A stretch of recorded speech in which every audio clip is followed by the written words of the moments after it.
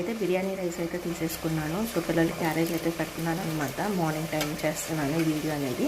తీసుకున్నవన్నీ బంగాళదుంప green peas, తర్వాత ఉల్లిపాయ, పచ్చిమిరపకాయలు, క్యారెట్, బీన్స్ ఇవన్నీ ఫ్రై చేసేసుకోవాలన్నమాట. అంటే నేను వెజ్ పలావ్ అయితే చేస్తాను పిల్లలకి క్యారేజ్లో.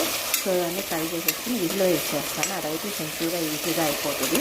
సో మీకు ఫస్ట్లో ఆయిల్లో షాజీరా, చెక్క, లవంగా, తర్వాత యాలకులు, బిర్యానీ ఆకు అయితే వేసుకున్నాను అనమాట. మిగతాది కొత్తిమీర, పుదీనా కూడా వేసుకుని కానీ కొంచెం మధ్యాహ్నం మనం అల్లం వెల్లుల్లి పేస్ట్, తర్వాత బిర్యానీ మసాలా కూడా వేసేసుకొని తర్వాత వేగిన తర్వాత అల్లం వెల్లుల్లి పేస్ట్ మనం రైస్ అనేది పెట్టేసుకున్నాం, నానబెట్టుకున్న బిర్యానీ రైస్ కూడా వేసుకొని ఈ విధంగా ఒక్కసారి కలుపుకొని ఉప్పు చెక్ చేసుకొని మనం విజిల్ వేయించేసుకోవాలి. ఒక 2 విజిల్స్ అయితే సరిపోతుంది. మీడియం ఫ్లేమ్లో అయితే ఫ్లేమ్ పెట్టుకొని లాస్ట్లో మీకు రైస్ ఎలా వచ్చిందో నేను చూపిస్తాను. తీసాక మనకు రైస్ అనేది ఇలా ఉంటుందో అప్పుడే కలుపుకండి. సో కొంచెం ఆరాక అప్పుడు కలుపుకొని బాక్స్లో వేసుకొని, లేదంటే రైస్ అనేది ముక్కలు ముక్కలుగా అయిపోతుంది.